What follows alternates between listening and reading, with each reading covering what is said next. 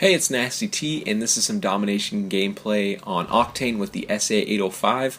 I wanted to talk about how much I like Ghost. I know there's a lot of videos out there saying Ghost isn't good, all the reasons it's broken, all the things they don't like about it, how other CODs are way better, and I think we need to stop and give a little respect to this game because I enjoy it quite a bit.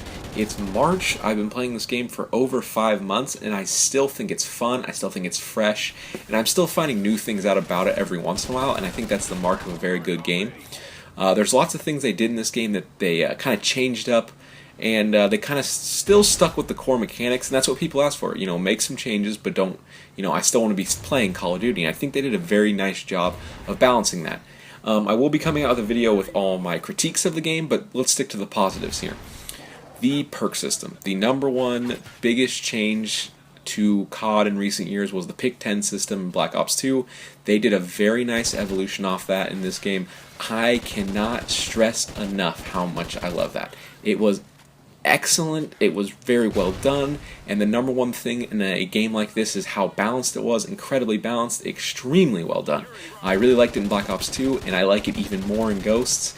The only complaint I had of the Pick 10 system was I wish that certain perks like Flak Jacket were worth 2 points instead of 1. And it wasn't that I didn't use Flak Jacket, it was my favorite perk to use, but I understood that it was more powerful than others, so I just wanted a little more balance in the game. And not often do you get exactly what you wish for, but I did in this case, and it was just a pleasant surprise, because normally you love certain things about a game, and then they take them out and you don't understand why, things like that, but Ghost didn't do that. They switched up the perk system, and not only 1 and 2 point perks, but it goes to 3, and it goes all the way up to 5, which I think more variety is always a good thing in this type of game. You never hear people complaining about, there's too many perks to choose from, there's too many guns to use. That's never been a complaint in Call of Duty. So I think that was an excellent change, and I'm really happy about that. Next, let's move on to the attachments. In Black Ops 2, 2 attachments became the norm, and they stuck with that in Ghost, which I like a lot because, again, variety is extremely important in these type of games because it keeps you from getting bored. And they switched it up nicely. They put very bad iron sights in this game for the most part, but I think they did that on purpose because they realized, okay, people are going to get 2 attachments, so if they pick silencer, they can have something to couple with it. They can have silencer and they can have a dot sight. They can have a dot sight, they can have grip. They can have extended mags, they can have silencer. There's tons of variety there, and I think they said, okay, we're going to give people 2 attachments, and we know people really like running red dot sight, running thermal scopes, things like that, so we're going to make that more necessary, but we're also going to couple that with, okay, you can have 2 attachments, so you don't just have to have the red dot sight. You can have the silencer coupled with it, extended mags, and I think that variety, again, is a very good idea. It makes the replay value much stronger now that you have the perks. You can switch up a lot, and guns can feel, the same gun can feel very different. You can have the AK with muzzle brake and grip, or you can have the AK with thermal and silencer. It's the same gun, it's the same core, but it's a very different skin, and I think that's very important. Really excited about that. Another perk, Scavenger, got changed. You cannot pick up resupplied grenades, and I think they partially put that in the game because they knew they were going to go with Danger Close, and they knew the cluster that made an MW2, so as much as I don't like Danger Close in the game, they limited how powerful it was. Because if Scavenger was in this game and it picked up resupply grenades, that would have broken Ghost, so I think they were on the safe side there, and I think that was a very good idea. They redid Stopping Power into Deadeye. I didn't really have a big issue with Stopping Power in the old COD games. I'm very happy they just didn't make Deadeye overpowered. I'm not a fan of it, some people like it, some people don't. I'm just happy that it didn't break the game, because the worst thing you can do is put something in the game that's so powerful that everyone has to use it. That's the absolute worst thing you can do. I'm talking about variety. So what you want is variety. You want people using different things, different play styles, and they did a very good job of not breaking the game with Deadeye. Moving on to Fully Loaded, kind of goes with Scavenger. I don't know if it's just this game, I don't know if it's the RPM, how quickly the guns shoot, or how much ammo they give you, but if you have a gun like the SC-2010 that fires fairly quickly, you get 3 full clips of 30, so you get 90 shots, and you can run out of that very quickly. So I like that they took away the element of spraying and praying in this game. So if you have the SC-2010, you can't just let loose every time you see someone run behind a corner, just put a clip and a half into that wall hoping you get them, because you will run out of ammo.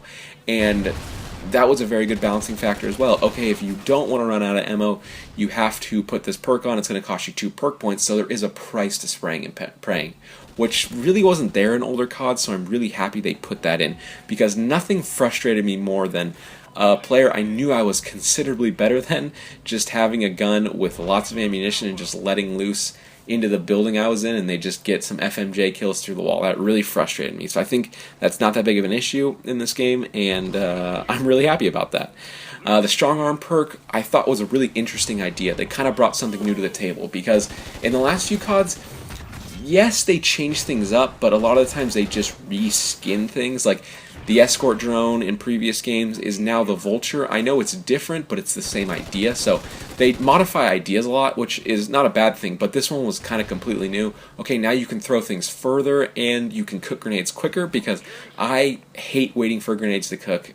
That's just a weird pet peeve of mine, so I don't use this perk all the time, but when I do, I really enjoy having it. I like that you can throw things further, and I like that you can cook grenades faster, because it complements that playstyle, which I think is a good thing. Moving on to the maps. I know a lot of people are not fond of the maps because they're larger and they're not in your face in the action. And I can understand that coming from Black Ops 2, where a lot of people ran submachine guns. It was a lot of people with the MSMC, a lot of people with the PDW, and I get that because it's what you're used to. But when you ask people what's your favorite Call of Duty, people that have been playing for a long time often say, I really liked MW2, I really liked Modern Warfare. And I went back and played those games because that was Modern Warfare. It came out before I played Call of Duty, so I recently went back and played it. And it's a fun game. But those maps are really big. And it's not in your face action all the time. Every time you spawn, you do get taken out of the battle, and you do have to, sprint back there, and it is a punishment system, which is very good. It's not just, okay, I died, I'm right back in the action. It makes people a little bit more careful. It makes people value the life they're on a little bit more, which I think is a good thing, because we all get into the mode of getting numb when we start dying a lot, and we just keep sprinting back into the action, dying over and over and over again.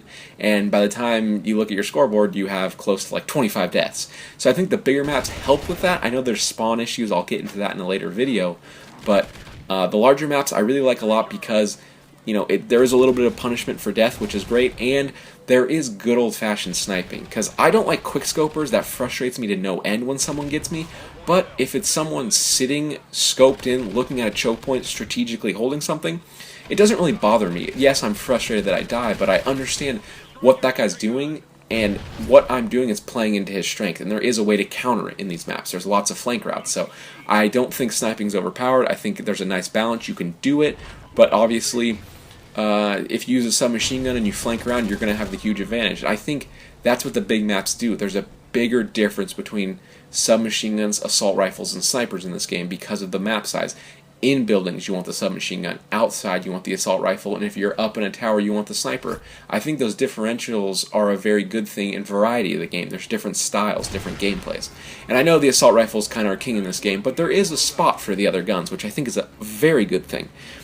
Closing out why I really like this game, we talked about no more spraying and praying with the perks, talked about the perk system, talked about the iron sights and kind of how you pick your attachments and how there's lots of variation there, and we talked about the strong arm perk, and closing out with the maps. So those are the things I really liked about the game.